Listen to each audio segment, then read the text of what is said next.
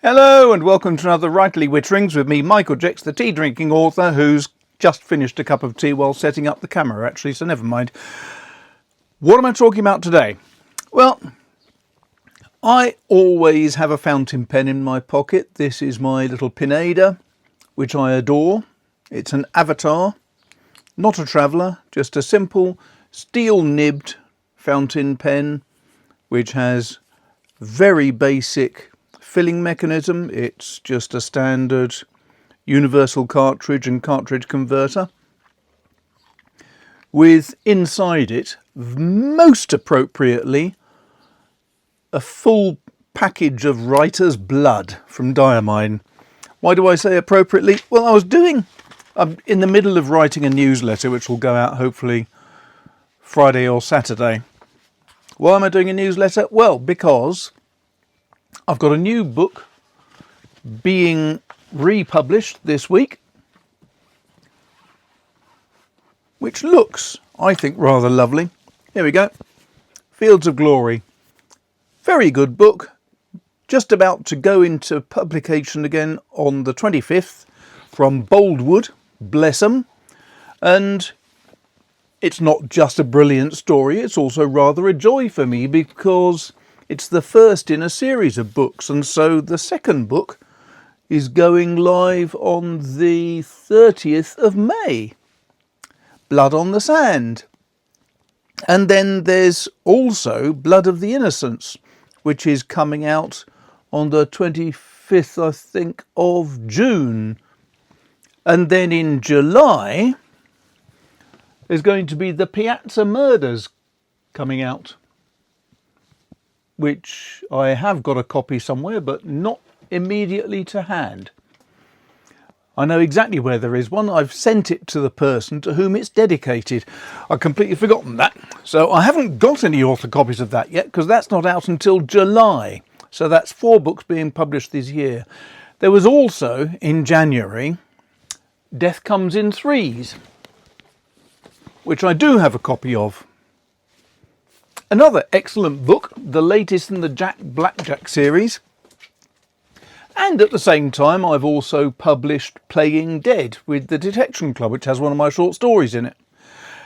And I've just finished writing my next book, which is going to be coming out in September, which is going to be The Ashes of Rebellion, which is the 4th in my Vintner series. The first 3 are the ones being published next. So in April, May and June, Fields, Blood on the Sand, Blood of the Innocents are the first 3, and then Ashes of Rebellion is going to be the 4th in that series.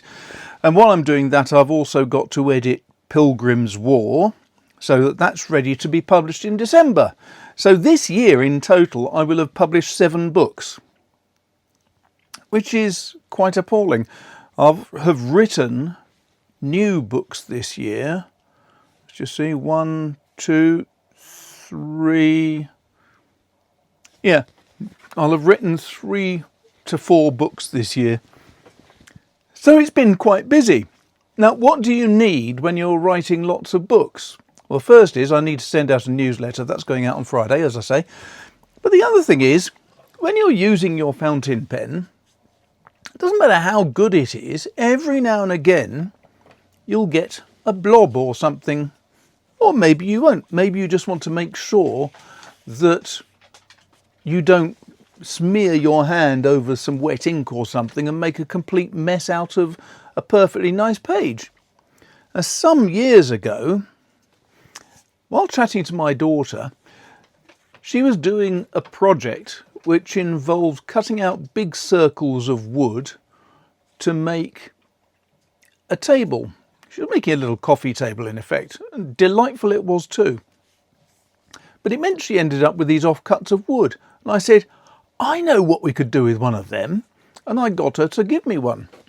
Here it is, a little offcut of wood with a separate bit of wood on top and a thumbscrew. Why? Because it gives me something to put blotting paper on, and then when you've written, you just use this, rock it gently over the writing, and it soaks up the infamous spare bits of ink. Now, you can make these, as I say. Not actually very easy to make though, because making a good arc is not so straightforward. But those very nice chaps at Conway Stewart some years ago decided they'd get in on the act, and they sent me one of their versions, and here it is. It's absolutely beautiful. Now, you may think that I wouldn't have much use for it. I think that tells the lie to that idea. So what exactly are these things? Well, this is silver plated, I think, and you have this knob on top, and if you unscrew it a bit, the paper is released. And then what you can do is just replace this bit of paper, and Conway Stewart, being the astute characters they are, they'll sell you some if you want it. But in my case, being very tight-fisted, I don't want to buy some immediately, so what I tend to do is reuse it. And all you have to do is literally this. Just fold your bit of paper back inside, underneath that lip, get the paper as tight as you can in there, and then just screw the handle down again. Like that. Nice and straightforward, and all of a sudden I've got beautifully clean blotting paper again. This blotting paper must be really thick and high quality, I must admit, because my usual stuff, I can't turn that over because it has soaked all the way through. But this stuff from Conway Stewart is really very, very effective indeed.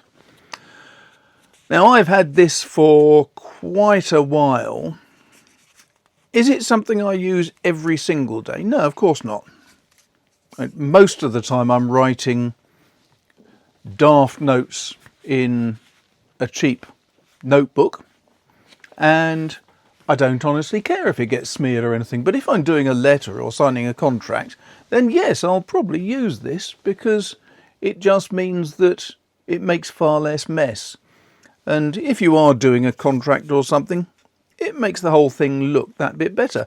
If you're just signing a letter that you're sending out to clients or something, then having a blotter just makes it that much more efficient. More efficient? Not really more efficient, but it makes everything look better. And that really is part of the thing. It's part of the whole atmosphere of using a fountain pen in the first place, is just making things look a bit neater. And the big trouble is, of course, that you can't find this sort of thing everywhere now. There's very few companies that actually make such things. But as I said, if you want to test the principle and try it out, you can always make your own. All you need to make one of these is a really efficient daughter who's doing her GCSEs designing something in wood. So that's cheap to buy, isn't it? And on that note, I'll leave you in peace now. I do apologise, this is a very quick one, but it has been one of those weeks where I've been trying to get a newsletter done, trying to update my website, failing abysmally. I've been trying to finish off the edits of one book, which I was working on all weekend. That was a great Easter. And yes, there's not enough hours in the day. I've also got to reread a couple of books for review purposes and get ideas down for the next books I've got to write. So I really haven't got any more time than that. I'm going to go now. Thanks a lot for watching. If you enjoyed this video, don't forget, hit the like and subscribe and the bell and all those good things. And if you want to buy me a coffee, you can do that down the bottom. And if you're interested in pre-ordering or ordering any of these books, I'm going to put a link down the bottom for them as well, because, you know, you might enjoy them. And apart from that, thanks for watching till the end, and I'll speak to you soon. Take care.